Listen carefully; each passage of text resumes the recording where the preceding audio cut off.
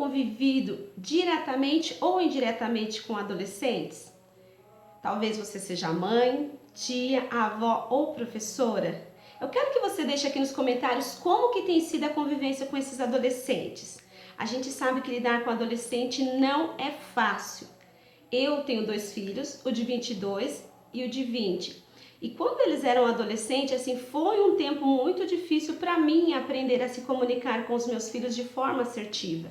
Nesse vídeo, hoje eu quero falar 5 erros que estragam a relação com esses jovens. Eu sou Adriana Pinheiro, mentora de mulheres, e hoje eu quero conversar com você sobre isso.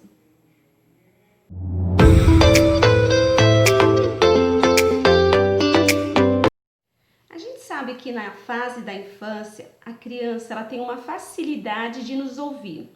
Quando ela não escuta, a gente vai até a criança, tira ela da área de risco, escolhe a roupa para ela, decide onde ela tem que ir, diz não, diz sim. Mas quando ela vai entrando na fase da adolescência, aí é onde complica.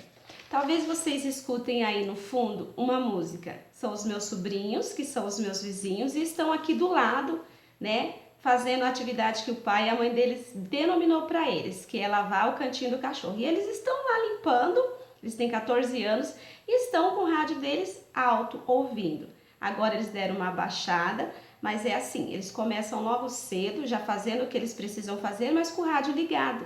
E tudo bem, foi a maneira que a minha cunhada e meu irmão achou de se comunicar com eles.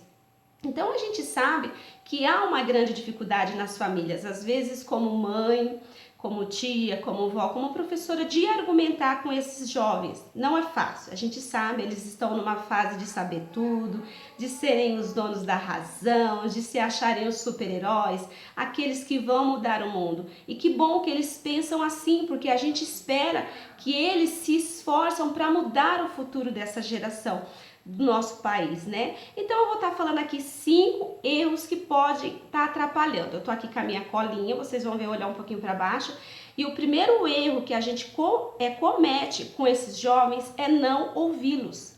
A gente que é adulto, eu falo por mim, muitas vezes os meus filhos queriam falar e eu não deixava. Eu errei muito nisso. E se você erra, tudo bem. O que passou, passou. O nosso passado nos trouxe até aqui, nos deu uma lição e a partir de hoje nós decidimos ser diferente.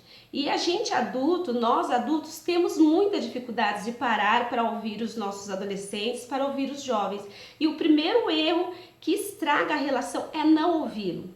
Sente com esse jovem, sente com esse adolescente e decida ouvir o que ele tem para te dizer. Ele precisa falar para você onde está a dor dele, onde está a angústia, o que ele deseja, o que ele pretende fazer, os sonhos dele. Então, se proponha de fato a ouvir. E ouvir não é escutar. Ouça atentamente. A gente adulto tem a mania de achar que a gente sabe tudo e nós não sabemos.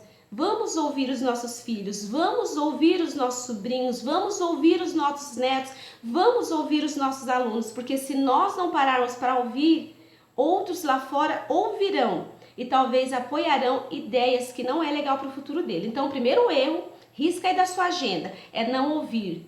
Ouça com atenção. O segundo erro é tratar adolescente como criança.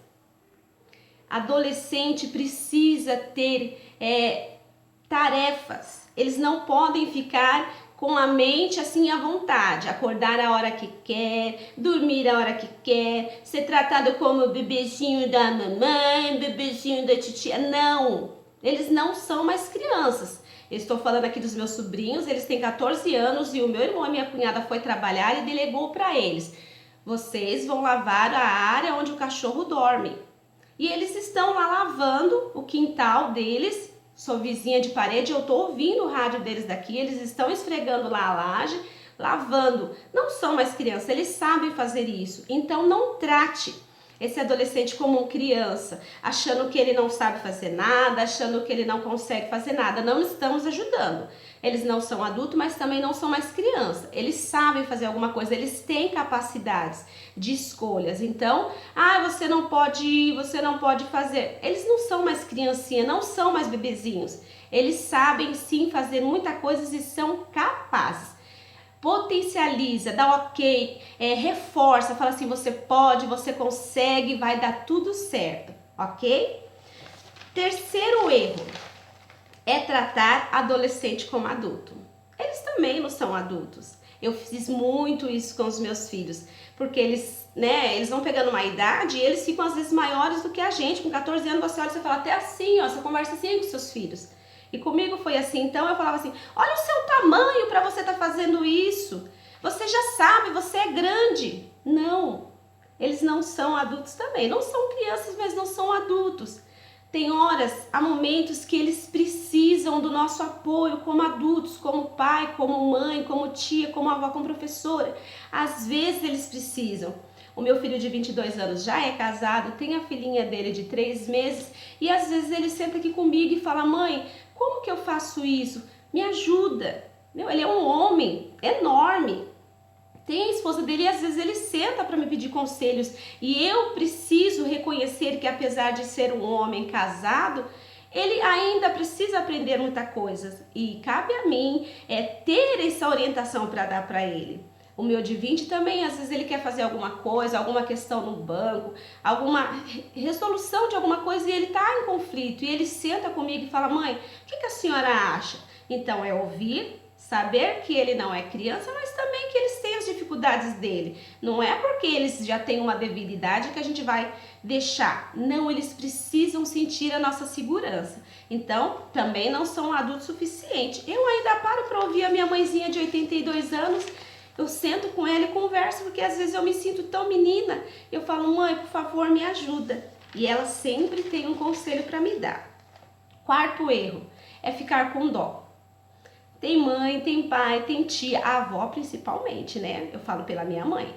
É um good, né? Aqueles homão, aquelas mulheronas, e a avó tá sempre com dó. Não. Se errou, tem que acertar o erro. Eu lembro quando eu trabalhava, os meus filhos, eles cuidavam da casa. Não é porque é homem que não pode lavar uma louça, não pode pôr uma roupa na máquina, lavar um banheiro. Não, tem sim. A gente corta essa ideia de machismo. Tem que ajudar nas tarefas de casa. Então os meus filhos sempre ajudaram. E às vezes estava frio e minha mãe falava assim, ai, tadinho dos bichinhos. Os bichinhos enormes. Nesse frio lavando a louça. Não pode ter dó. Lá fora o mundo não tem dó. Ninguém tem dó. Então eu falava assim, ele pode pegar a água no chuveiro com um balde, lavar de canequinho se ele escolher, ou pode lavar com a água gelada da torneira. A mão não caiu, tem umas mãozonas desse tamanho, os cabra, não caiu a mão deles e não vai cair. E isso só fez reforçar os filhos que eu tenho hoje. São todos trabalhadores, o de 22 anos é chefe de família, ele sabe, tá frio, precisa trabalhar, tá chovendo, ele tem responsabilidades. E o de 20 também, ele sabe que ele tem as responsabilidades, então não dá pra gente ficar com dó. Ai, o filho o ano todo não foi para a escola, não fez o que deveria fazer. Aí no final de ano tá todo mundo de férias e ele tá de recuperação. Foi uma escolha dele. Ele tem que arcar com os erros dele. Não tem que ter dó. Tem que levantar cedo para estudar. Tem que levantar para fazer as atividades, sim. Porque a gente tá gerando filhos e não monstros. Quando a gente fica poupando, privando, com muita dosinha, tentando fazer cerco, a gente está impedindo os nossos filhos de voar. Então, nada de dó. O quinto e último erro, quebrar a confiança. É muito de pai, de mãe, quando os filhos contam o segredo, a gente sai esparramando para todo mundo. O filho vai e compartilha às vezes com o pai, com a mãe. As meninas, principalmente, conta lá para a mãe ou para o pai que teve a primeira menstruação, o que o pai sai fazendo, a mãe conta para todo mundo. Você quebrou a confiança, esse filho, essa filha nunca mais vai te contar nada. Às vezes o sobrinho vai contar para a tia, ai tia, aconteceu isso, eu beijei um amiguinho, e aí a tia sai esparramando para a família toda. Não, você quebrou a confiança, esse filho não vai mais contar as coisas para você, ele vai contar para outras pessoas, menos para você. Então, quando o seu filho, a sua filha, o seu aluno, o seu sobrinho, o seu neto te contar alguma coisa, guarde. Teve coisas que os meus filhos falaram para o meu marido que até hoje eu não sei, ele levou para o túmulo com ele. Eu não sei, ele não me contou, porque os meus filhos quiseram compartilhar com ele. Então aqui fica 5 dicas para você conseguir lidar com algumas coisas. Está difícil? Chama o seu filho para comer uma pizza junto, vai para o parque, vai para um restaurante. Tenta reforçar esse vínculo entre vocês. E se não está dando certo, busque a ajuda de profissionais.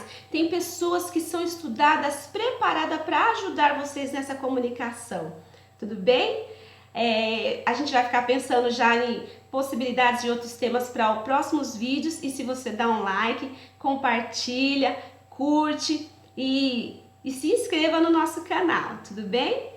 Beijo e até a próxima!